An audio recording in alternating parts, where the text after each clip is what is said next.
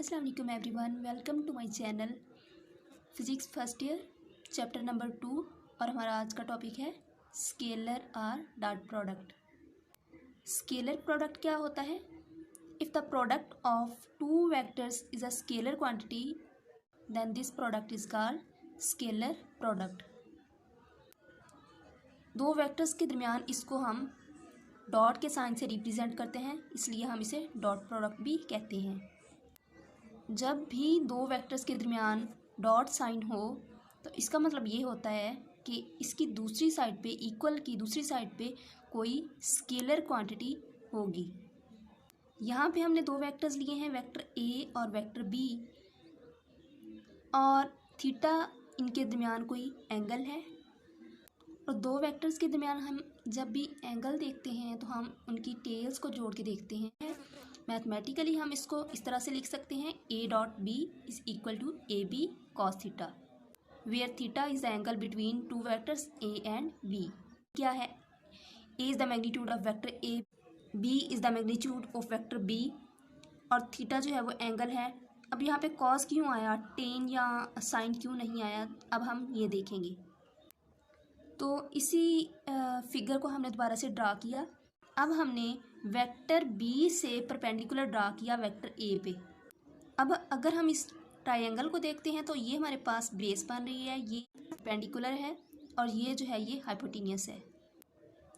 अब ये वाला जो कंपोनेंट है ये वेक्टर बी का हॉरिजॉन्टल कंपोनेंट है, जिसे हम बी कॉस थीटा लिख रहे हैं।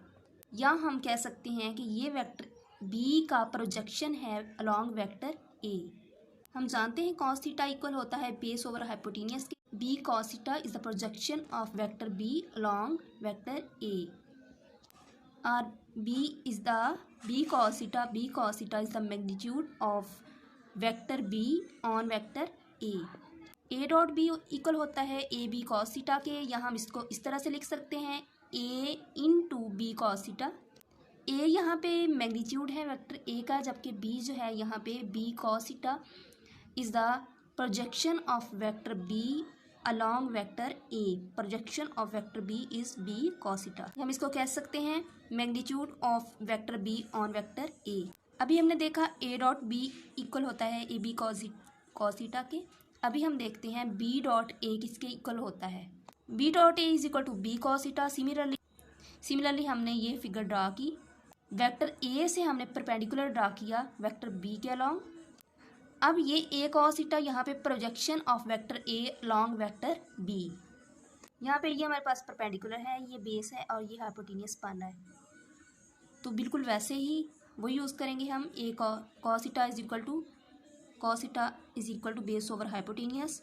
तो ये हमारे पास ए को मल्टीप्लाई कर दिया कॉस थीटा से, E into A cos theta. A cos theta is the projection of A on vector B, या हम इसको कह सकते हैं magnitude of vector A on vector B is A cos theta. तो इनसे हमें A dot B is equal to B dot A आ जाएगा। इनसे हमें एक चीज़ पता चलती है कि ये दोनों जो है ये इक्वल होंगे। अब हम इसकी एक एग्जांपल देखते हैं। वर्क क्या होता है? F is the effective component of force R along motion.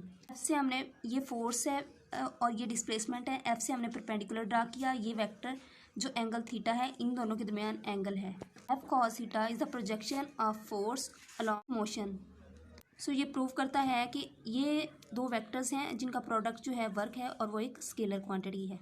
The product of two vectors is a scalar.